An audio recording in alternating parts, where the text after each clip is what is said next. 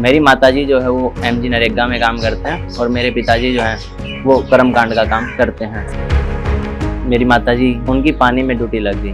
उसका मतलब होता है कि आपको 20 रुपीज़ एक्स्ट्रा मिलेंगे। जैसे लूप होल्स के बाद भी अगर आपको 80 रुपये मिल रहे हैं तो आपको उस ड्यूटी के बाद 100 रुपये मिलेंगे और 20 रुपीज़ जो एक्स्ट्रा थे वो नहीं मिले थे। तो वो गले लग करके रोने लग गए थे। बहुत ज़्यादा गुस्सा आया तो मैं वहाँ पर कार्यालय में चला गया। सरकार पीछे 200-220 रुपये दे रही है, आप इनको 60, 70, 80 रुपये क्यों दे रहे हो? बाकी रुपये जा कहाँ रहे हैं?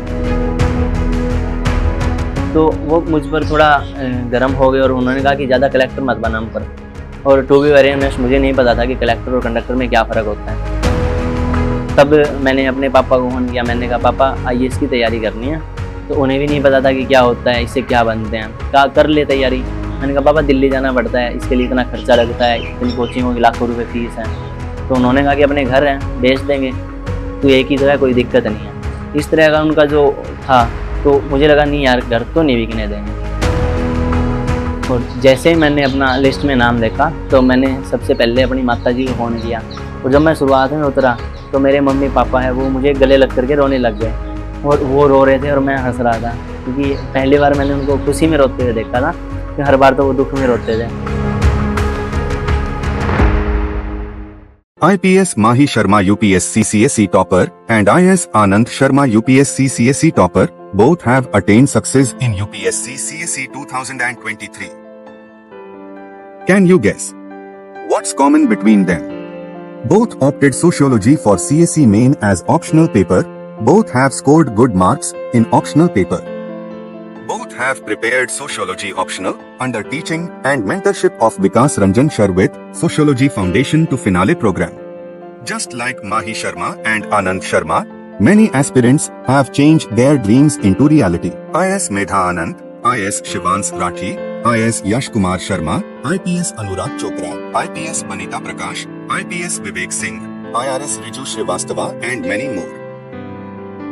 Prepare Sociology optional for UPSC CSE under teaching and mentorship of Vikas Ranjan Shar. Hello everyone, सभी को मेरा नमस्कार। मेरा नाम हेमंत है और इस वर्ष UPSC CSE 2023 में मैंने 884वां रैंक हासिल किया है। इस वीडियो के जरिए मैं अपनी जर्नी आपके साथ शेयर करना चाहूँगा। मेरा जन्म गांव बिरान, तहसील बादरा, जिला हनुमानगढ़, राजस्थान में हुआ है और अभी जो है वो मैंने सिरसा हरियाणा की रेजिडेंसी ऑक्यूपाई कर रखी है। मेरी माताजी जो है वो MG नरेगा में काम करते हैं और मेरे पिताजी जो हैं वो कर्मकांड का काम करते हैं। मैंने अपना 10th तक का पढ़ाई जो है वो महर्षि दयानंद आदर्श उच्च माध्यमिक विद्यालय बिरान से किया है और मैंने 10th में 60% अर्जित किए। उसके बाद मैंने 12th जो है वो Arya Samaj senior secondary school Chhanibari से किया है और वहाँ पर मैंने 70% अर्जित किए। यहाँ तक कि मेरी पढ़ाई जो है वो हिंदी मीडियम में थी। उसके बाद मैंने जेट का एग्ज़ाम दिया जो कि फर्स्ट अटैम्प्ट में मैं क्वालिफाई नहीं कर पाया और जब मैंने सेकंड अटैम्प्ट दिया तो मेरा वो क्वालिफाई तो हो गया, लेकिन मेरे पास इतने पैसे नहीं थे, रिसोर्सेज नहीं थे जिसके कारण कि मैं फ़ीस पे कर सकूं। तो इसलिए मुझे वो सीट जो है वो वैकेट छोड़ना पड़ा। फिर किसी ने मुझे कहा कि आप JBT कर लीजिए, प्राइमरी टीचर का जो डिप्लोमा होता है उससे आपका टीचर का जॉब लग जाएगा। तो किसी के कहने से मैंने फिर जो प्राइमरी टीचर के लिए डिप्लोमा होता है JBT का उसमें एडमिशन ले लिया और उसको मैंने कंटिन्यू किया। उसके बाद इंग्लिश मीडियम कभी पढ़े नहीं थे तो इतना आइडिया नहीं था, तो JBT फर्स्ट ईयर में जाते ही इंग्लिश में बैकलॉग आ गया। तो उसके बाद एक सेटबैक लगा कि यार ये कैसे हो गया। फिर से प्रयास किया तो वो बैकलॉग नहीं निकला। फिर ऐसे करके JBT सेकेंड ईयर में आ गए। JBT सेकेंड ईयर में जब मैं आया तो मुझे किसी दोस्त ने सजेस्ट किया, जैसे मेरी दोस्त थी कोमल और पंकज, तो उन्होंने कहा कि ICAR का फॉर्म फिल कर दो आप, जिससे स्कॉलरशिप आएगा और आपका ग्रेजुएशन हो जाएगा। और उसी दौरान मैं धीरे धीरे थोड़ा थोड़ा पढ़ भी रहा था, एग्रीकल्चर, बायोलॉजी, केमिस्ट्री। तो उसी बीच उन्होंने मेरा फॉर्म फिल कर दिया। मेरा आने जाने का किराया सारा उन्होंने दिया और भगवान की कृपा से जो एग्ज़ाम हुआ उसमें मेरा रैंक आ गया और मेरा जो एडमिशन है वो श्री करण नरेंद्र एग्रीकल्चर यूनिवर्सिटी जॉबनेट जयपुर में हो गया। वहाँ से मैंने जो है अपना ग्रेजुएशन स्टार्ट किया। अब ग्रेजुएशन तो हो गया वहाँ एडमिशन, पर जाते ही मुझे ये आइडिया ये था कि स्कॉलरशिप आ जाएगा, लेकिन जब वहाँ पर गया तो पता चला कि 3-4 दिन के बाद ही एग्ज़ाम स्टार्ट हो गए और कॉलेज के फर्स्ट ईयर में जाते ही एक बैकलॉग आ गया, जिसके कारण मेरी सारी स्कॉलरशिप है वो बंद हो गई। तो सबसे बड़ा चैलेंज ये था कि अब सर्वाइव कैसे करें। तो तभी मेरी जो मुलाकात है वो ऑल इंडिया पारिक महासभा से हुई। उन्होंने 2 साल की फ़ीस जो है वो पे की। फिर 2 साल के बाद उनकी तरफ से भी कोई इतना सपोर्ट नहीं मिल पाया, तो उसके बाद जो है मैंने सोचा कि अभी कॉलेज है वो छोड़ देते हैं और कोई जॉब कर लेते हैं। तो तभी मुझे 3rd ईयर में लगा कि अब मुझे कॉलेज छोड़ देना चाहिए और कोई जॉब कर लेता हूँ। तो तभी मेरी मुलाकात जो है वो मेरे सीनियर से हुई, स्वास्थ्य ग्रुप से हुई। तो उन्होंने मेरी 1.5 साल की फीस पे कर दी। फिर दोस्तों ने और टीचर्स ने मिल करके मेरी कॉलेज की फीस जो है वो पे कर दी। तो अभी मैं अपने घर की सिचुएशन बताना चाहूँगा कि जैसे आपको पता है मेरी माताजी जो है वो MG नरेगा में काम करते हैं। तो वहाँ से गवर्नमेंट की तरफ से उनको 220 रुपये मिलते हैं पीछे से, पर जो बीच में लूप होल्स है उसके बाद सिर्फ 60, 70, 80 रुपये ही पर डे मिल पाते हैं। तो 2 से 3 हज़ार रुपये की पर मंथ की जो इनकम थी घर पे, तो उस हिसाब से तो मेरी स्टडी है वो नहीं हो पाती। तो उसके बाद जो मुझे सपोर्ट मिला उसके कारण मैंने अपना ग्रेजुएशन कर लिया। अब मैं UPSC की जर्नी के बारे में बताना चाहूँगा अपनी कि कैसे क्या स्टार्ट हुआ। तो एक बार की बात है जब मेरी माताजी मनरेगा में काम करते थे, तो उनकी पानी में ड्यूटी लग गई। उसका मतलब होता है कि आपको 20 रुपीज़ एक्स्ट्रा मिलेंगे। जैसे लूप होल्स के बाद भी अगर आपको 80 रुपये मिल रहे हैं, तो आपको उस ड्यूटी के बाद 100 रुपये मिलेंगे। तो तभी 14 दिन पूरे हो गए, माताजी के जो पैसे आए तो उन्होंने देखा कि फिर भी उन्हें वो सेम ही 70 या 80 रुपये मिले थे और 20 रुपीज़ जो एक्स्ट्रा थे वो नहीं मिले थे। तो वो गले लग करके रोने लग गए थे कि कम से कम मेरी मेहनत के 20 रुपये तो दे देते हैं। और वो जो पल था वो बहुत बुरा लगा मुझे और बहुत ज़्यादा गुस्सा आया। तो मैं वहाँ पर कार्यालय में चला गया, वहाँ पर चक्कर लगाए। फिर वहाँ पर क्लर्क, सेक्रेटरी वो लोग बैठे थे। मैंने उनसे बात किया, मैंने कहा यार इस तरह से कैसे, मतलब सरकार पीछे 220 रुपये दे रही है, आप इनको 60, 70, 80 रुपये क्यों दे रहे हो, बाकी रुपये जा कहाँ रहे हैं। तो उन्होंने थोड़ी देर तो समझाने की कोशिश की कि पॉपुलेशन ज़्यादा है, डिस्ट्रीब्यूशन करना पड़ता है। तो मैंने कहा कोई दिक्कत नहीं है, डिस्ट्रीब्यूशन करना पड़ता है, आप मेरे को एक बार है ना आप रिकॉर्ड दिखा दीजिए कि कहाँ डिस्ट्रीब्यूशन कर रहे हो। तो वो मुझ पर थोड़ा गर्म हो गए और उन्होंने कहा कि ज़्यादा कलेक्टर मत बना हम पर। और टू बी वेरी ऑनेस्ट मुझे नहीं पता था कि कलेक्टर और कंडक्टर में क्या फ़र्क होता है। मैं वहाँ से लौट आया और मायूसी से लौट आया। उसके बाद फिर एक दिन के बाद है कॉलेज फर्स्ट ईयर में रैगिंग चल रहा था हमारा, और तभी सभी से पूछ रहे थे सीनियर की किसको क्या बनना है, किसको क्या बनना है। तो कोई बोल रहा था एग्रीकल्चर सुपरवाइजर बनूंगा, कोई कंपनी का बोल रहा था, कोई पोस्ट ग्रेजुएशन का, कोई प्रोफेसर की तरफ जाऊंगा। और जब मेरी टर्न आई तो मुझे आइडिया नहीं था कि मुझे बनना क्या है। तो तभी सर ने पूछा कि क्या बनना है आपको, तो मैं खड़ा हुआ और मैंने कहा सर मुझे आइडिया नहीं है यहाँ पे क्या स्कोप है, क्या अपॉर्चुनिटीज़ हैं, तो आप मुझे थोड़ा आइडिया दे दीजिए कि मुझे क्या बनना है और क्या मैं कर सकता हूँ, तो मैं वो बन जाऊँगा। तो सभी हंसने लग गए और तभी सर ने कहा कि IAS बन जाएगा। वो एक टोंट वाली लैंग्वेज थी और वो भी थोड़ा हंसने लग गए। तो मैंने कहा सर मैं बन जाऊँगा, पर इसके लिए क्या प्रोसेस होता है वो मुझे बता दीजिए।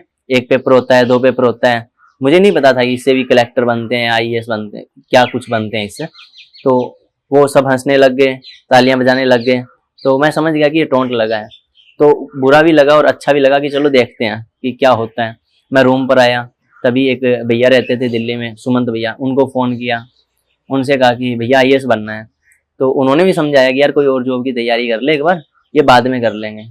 तो मैंने कहा नहीं बनना है। तो उन्होंने 2-3 यूट्यूब के चैनल भेजे मेरे पास, उनसे मैंने देखा, वहाँ से टॉपर टॉक्स आना स्टार्ट हो गए। तभी एक टॉपर टॉक आया, उसमें पता चला कि UPSC से कलेक्टर बनते हैं IAS बन करके। और फिर वो बात हिट हो गई जो मुझे, जब मैं अपनी माताजी के लिए जस्टिस मांगने गया था तब उन्होंने कहा था कि ज़्यादा कलेक्टर मत बन हम पर। तो मुझे लगा यार अगर कलेक्टर बन करके, IAS बन करके उनके साथ जस्टिस किया जा सकता है इन लोगों के साथ, तो क्यों ना मैं इसकी तैयारी कर लेता हूँ। और उसी दिन से मैंने जो है इसकी तैयारी स्टार्ट कर दी। और कॉलेज के जो फर्स्ट ईयर का 2nd सेम था उसमें मैंने पूरे 2nd सेम में टॉपर टॉक्स देखे, स्ट्रेटेजी फाइनलाइज की, और फिर 2nd ईयर के फर्स्ट सेम से मैंने अपनी बढ़िया से तैयारी स्टार्ट कर दी। तो उसी दौरान जो मुझे सपोर्ट मिला जैसे सीनियर का प्रिपरेशन के दौरान, तो उसमें सबसे पहले थे सोनू जैन सर। तो उन्होंने भी UPSC का इंटरव्यू दिया था कॉलेज में, तो उनसे पता चला कि UPSC क्या होता है, इसके लिए क्या पढ़ना होता है। उसके बाद फिर मुझे जो सबसे बड़ा सपोर्ट मिला वो गौरव पांडे सर का मिला, जो कि 2021 बैच के IPS ऑफिसर हैं। तो मुझे जब भी कोई दिक्कत होती, जब भी कुछ भी पूछना होता, मैं उनको कॉल कर लेता, वो मुझे बताते कि किस तरह से पढ़ना होता है, क्या पढ़ना है। उन्होंने रोल ऑफ NCERT, PYQs को कैसे करना है, ये सब सारी चीज़ें बताई। उसके बाद छानीबड़ी गांव से मेरे आसपास से नरेश जी राजेरा सेलेक्ट हो गए थे, जो कि सेम ही बैकग्राउंड के थे मेरे जैसे।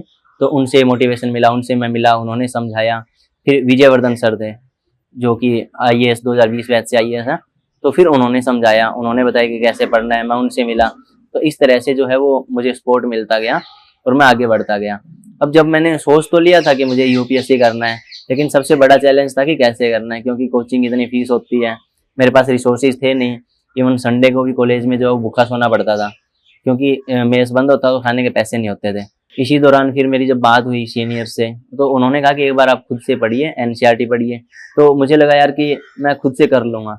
मैंने धीरे धीरे 6 to 12 एनसीईआरटीज पढ़ना स्टार्ट किया। उसके बाद स्टैंडर्ड बुकलेट्स पढ़ा, तो मतलब अच्छे से रिवीजन हो गया। जब 4th ईयर में मैं आया तो मुझे लगा कि अब मैं कर सकता हूँ। तो मैं 4th ईयर में अपीयर हुआ। इवन जब मैं मेंस के लिए भी एलिजिबल नहीं था, तब मैंने अपना फर्स्ट अटेम्प्ट दे दिया। तो उसके बाद मुझे लगा कि हाँ यार, अब तो कोई दिक्कत नहीं है, अब तो मेंस की तैयारी करनी है अच्छे से। तो मेरा 4th ईयर तक एनसीईआरटी जो है उनका 8 से 10 बार आराम से रिवीजन हो गया था, स्टैंडर्ड बुकलेट्स का हो गया था, और सिलेबस जो है वो कंप्लीट हो गया था। अब सबसे बड़ा चैलेंज था मेरे पास कि मैंने ऑप्शनल जो है वो सोशियोलॉजी रखा था, कि जिसकी मेरे पास ना तो कोई गाइडेंस थी, ना मेरे पास रिसोर्सेज थे कि मैं तैयारी कर सकूं। और मुझे ये था कि तैयारी मुझे दिल्ली ही करनी है, क्योंकि यहाँ पर वो इन्वायरमेंट मिल जाता है और मेरे घर पर वो इन्वायरमेंट नहीं है कि जिसके कारण मैं तैयारी कर सकूँ। तो 4th ईयर का लास्ट दिन मुझे आज भी याद है, जब मैंने देखा कि मेरे पास 1500 रुपये थे और फेयरवेल पार्टी चल रही थी, तो उसमें तिलक निकलवाने के नाम पर वो 100 रुपये वहाँ पे रख दिए। अब 1400 रुपये बचे थे, और मेरे पास 2 ऑप्शन थे कि या तो मैं घर चला जाऊँ या मैं दिल्ली चला जाऊँ। तब मैंने अपने पापा को फोन किया, मैंने कहा पापा आईएएस की तैयारी करनी है। तो उन्हें भी नहीं पता था कि क्या होता है, इससे क्या बनते हैं। कहा कर ले तैयारी। मैंने कहा पापा दिल्ली जाना पड़ता है, इसके लिए इतना खर्चा लगता है, इतनी कोचिंगों की लाखों रुपए फीस है। तो उन्होंने कहा कि अपने घर है, बेच देंगे, तू एक ही तो है, कोई दिक्कत नहीं है। इस तरह का उनका जो था, तो मुझे लगा नहीं यार, घर तो नहीं बिकने देंगे। तो तभी मैंने डिसाइड किया, मैंने 1400 रुपये लिए और मैं दिल्ली की बस में बैठ गया। दिल्ली पहुंचने के बाद मैंने अपने एक दोस्त जोगिंदर सिहाग है, मैंने उनको फ़ोन किया। मैंने कहा यार मैं अभी दिल्ली आ चुका हूँ और तेरे पास कुछ दिन ठहरना है, बाकी मैं व्यवस्था अपने आप कर लूँगा। तो उसने अपना एड्रेस भेजा, मैं वहाँ पर पहुँचा। तो एक तो ये दिल्ली के ऑटो वाले, तो जब मैं रूम पे पहुँचा तो मेरे पास सिर्फ 220 रुपये बचे थे। फिर उसने कहा कि कोई दिक्कत नहीं है, आप कुछ दिन यहाँ पर जब तक रुकना है रुको, अच्छे से तैयारी करो, सब मैनेज हो जाएगा। तो वहाँ से मैं आया। उसके बाद मैंने कहा यार मुझे एक बार कोचिंग दिखा दो, थोड़ा यहाँ थोड़ा माहौल दिखा दो किस टाइप का है। तो उसने कहा कोचिंग के लिए तो यार काफ़ी पैसे लगेंगे, तो वहाँ पे तो बात नहीं बन पाएगी, आप सेल्फ स्टडी कर लो। मैंने कहा नहीं, थोड़ा देख लेते हैं, मुझे ऑप्शनल की कोचिंग तो करनी ही है। तभी मैं 2-3 कोचिंगों में गया। मैंने कहा यार इकोनॉमिक कंडीशन अच्छी नहीं है, उनको मैंने कहा, पर वहाँ से कोई हेल्प नहीं हुआ। फिर मेरे पास लास्ट था कि मैं अब लास्ट कोचिंग में जा रहा हूँ, Nishad sir, level up IAS में निषाद सर हैं। तो मैंने उनसे कहा कि सर 5 मिनट मिलना है आपसे। तो उन्होंने कहा हाँ जी बोलिए। वो बैठे, उनको मैंने अपना सारा सिचुएशन बताया कि सर ऐसे मेरी माताजी वो एमजी नरेगा में काम करते हैं, पिताजी हैं वो इतना मेडिकली फिट नहीं है, तो उनसे इतना काम होता नहीं, वो थोड़ा बहुत कर्मकांड का काम करते हैं। अभी मेरे पास पैसे नहीं है सर, मैं लेकिन आपकी सारी फीस पे कर दूंगा सिलेक्शन के बाद, मुझे कोचिंग लेना बहुत ज़रूरी है। तो सर ने समझा सिचुएशन को और उन्होंने भरोसा किया। उन्होंने कहा कोई दिक्कत नहीं है, आप अच्छे से तैयारी कीजिए, आप शाम से क्लास है उसमें बैठ जाइए, आपको कोई परेशानी नहीं होगी। तो उन्होंने बिना फीस के ऐसे रैंडम भरोसा करके मुझे एडमिशन दे दिया और मेरी सोचियो तो वहाँ से स्टार्ट हो गई। उसके बाद मेरे पास था कि अब मैं रहूँगा कहाँ पे, खाऊँगा क्या। दूसरा चैलेंज ये था। तो तभी मैंने लाइब्रेरी में काम पूछा 1-2 में, और मुझे मिल भी रहा था। तो तभी मेरी किसी से मुलाकात हुई, उसने मुझे कहा कि एक मांगीलाल जी पारिक हैं, अविनाश जी पारिक हैं, राजकुमार जी पारिक हैं, वो आपकी हेल्प कर सकते हैं, क्योंकि उनके काफ़ी अच्छे बिजनेस हैं।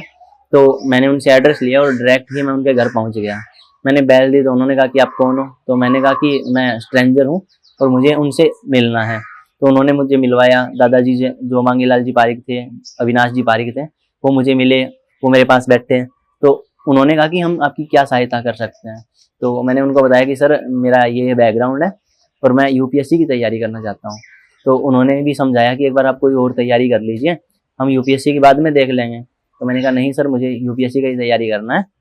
तो उन्होंने भी भरोसा किया, क्योंकि ये बहुत टफ एग्जाम है। तो उन्होंने कहा चलो प्रीलिम्स तक देखते हैं। तो प्रीलिम्स तक उन्होंने मेरा रहने का, खाने का जो व्यवस्था है वो पटेल नगर में कर दिया, और वहाँ से मेरी जर्नी है उसने एक अलग मोड़ ले लिया।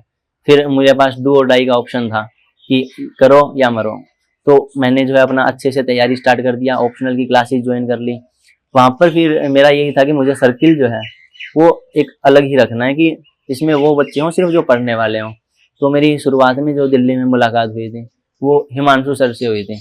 हिमांशु सर जो है वो दिल्ली एंसो राइटिंग करते थे, सोशियोलॉजी का सर को दिखाते थे। तो मैं वहाँ उनसे मिला। उनसे मिलने के बाद जो है हमने साथ में ग्रुप बनाया, एंसो राइटिंग स्टार्ट कर दी। फिर धीरे धीरे जो है वो मनजोत मिला, रिशांक मिला, जो एक अच्छे मतलब पढ़ने वाले थे, जिन्होंने पहले से मेंस दे रखा है, इंटरव्यू दे रखा है। उन दोस्तों के साथ मेरा उठना बैठना हो गया, उनके साथ ही मैंने तैयारी स्टार्ट कर दी। और धीरे धीरे तैयारी बढ़ती गई।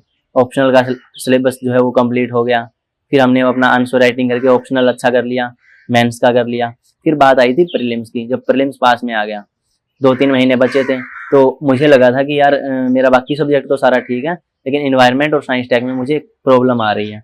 और तभी मुझे किसी ने कहा था कि लेवल अप IAS में संतोष सर है, उनसे अच्छा शायद कोई ही पढ़ाता हो। तो तभी मुझे लगा कि मुझे इनसे जो करंट है जैसे साइंस टेक इन्वायरमेंट वो करना चाहिए। तो तभी मेरे पास पैसे तो थे नहीं, तो मैंने एक दोस्त से रिक्वेस्ट किया कि अपना पोर्टल मुझे दे दे यार एक बार, तू ऑफलाइन कर रहा है मैं ऑनलाइन कर लेता हूँ। तो उसने भी मेरी हेल्प की और उसने मुझे अपना पोर्टल दे दिया, और वहाँ से मैंने जो है अपना इन्वायरमेंट साइंस टैग किया। और जैसे ही धीरे धीरे प्रीलिम्स पास में आया, तो प्रीलिम्स का रिजल्ट आया, और प्रीलिम्स का रिजल्ट आया तो भगवान की दया से मेरा उस लिस्ट में नाम था। इसी दौरान मैं थोड़ा CSET के बारे में बताना चाहूँगा कि उसके लिए विमल सर थे मेरे घर के जब सामने रहते थे। तो कोविड जो था वो मेरे लिए वरदान था, क्योंकि उसमें वो घर पे थे, वर्क फ्रॉम होम चल रहा था उनका, तो उन्होंने मुझे CSET पढ़ाया। उसके बाद एक यूट्यूब चैनल है कैरियर डिफाइनर करके, उसके ऊपर 14 क्लासेज पढ़ी है, एक प्ले लिस्ट बनी हुई है जिसमें सिंप्लीफिकेशन और जो भी टॉपिक हैं अपने CSET के वो सारे अच्छे से दिए हुए हैं। तो मैंने जो है वो वहाँ से अपना CSET है वो किया था। उसके बाद प्रीलिम्स का रिजल्ट आया तो उस लिस्ट में मेरा नाम था। फिर जैसे ही रिजल्ट आया तो मैं चाय पीने चला गया, थोड़ा स्ट्रेस में था और मैं परेशान सा था। तभी मेरी मुलाकात जो है वो रजत सर से हुई। उन्होंने पूछा कि परेशान क्यों? तो मैंने कहा सर मेरा प्रीलिम्स निकल गया। तो वो भी हंसने लगे कि यार परेशान होने की थोड़ी बात है, ये तो खुश होने की बात है। मैंने कहा सर प्रीलिम्स तो निकल गया, परेशानी इस बात की है कि मेंस के लिए मेरा इतना तैयार नहीं है, मुझे इतना आइडिया नहीं है कि UPSC की डिमांड क्या है, क्योंकि मैंने आंसर राइटिंग तो किया है सर, सिलेबस भी सही से कर रखा है, लेकिन UPSC के हिसाब से किस तरह के आंसर लिखने होते हैं वो उस तरह की मेरी अप्रोच नहीं है सर। तो उसमें मुझे बहुत डर लग रहा है, मेरे पास इतने पैसे नहीं है कि मैं कोचिंग ले सकूँ, मेंस का कोई स्पेशल बैच ले सकूँ। तो उन्होंने कहा चल थोड़ी देर के लिए मैं बताता हूँ तेरे को। तो उन्होंने मुझे 1 घंटा तक समझाया कि कैसे मेंस को अप्रोच करना है, कैसे GS 1, 2, 3, 4 ऐसे जो है इनको अप्रोच करना है। और मुझे उनका तरीका जो है वो इतना ज़्यादा अच्छा लगा कि मैंने उनसे रिक्वेस्ट किया सर अगर आप बुरा न माने तो 2 से 3 महीने आप मुझे सपोर्ट कर दीजिए पूरा, और मैं अपना 18 घंटे भी अगर आप बोलोगे तो मैं खुद को घिसा लूंगा।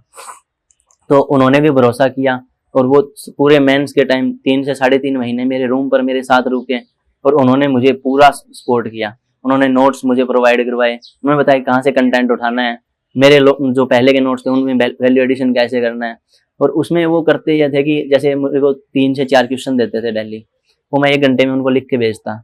जब वो अपना लाइब्रेरी से आते हैं तो शाम को मेरे पास आते, फिर वो उनको चेक करते, उनके ऊपर बताते कि इंट्रो में क्या गलती किया मैंने, बॉडी में क्या गलती किया, कंक्लूजन में क्या एक क्या परफेक्ट आंसर होना चाहिए, तो उस तरह से क्या अप्रोच लेकर के चलना है हमें। तो वो जो है वो उन्होंने बताया मुझे। मेंस के ऊपर मैंने टोटली उनके ऊपर भरोसा किया। उसके बाद सोशियोलॉजी का था मेरा, तो सोशियोलॉजी के लिए जैसे कि मैंने टेस्ट सीरीज ज्वाइन की थी निषाद सर की लेवल अप IAS में, तो उसने मेरा पूरा हेल्प किया। और जैसे ही रिजल्ट आया मेंस का तो भगवान की दया से मेरा नाम जो है वो उस लिस्ट में था। उसके बाद मुझे किसी ने डरा दिया था कि UPSC जो है वो एक क्लास को लेती है, तो उसमें आपकी क्लास अच्छी होनी चाहिए तभी आप इंटरव्यू क्लियर कर पाओगे।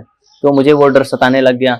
उसके बाद मेरी मुलाकात जो है वो काफ़ी सीनियर से हुई, जैसे कि सबसे पहले जो है वो अरविंद सर मिले मुझे, तो उन्होंने मुझे समझाया, उन्होंने मेरे इंटरव्यू में हेल्प की और वो भी मेरे साथ 3 महीने जो है वो मेरे रूम पर रुके।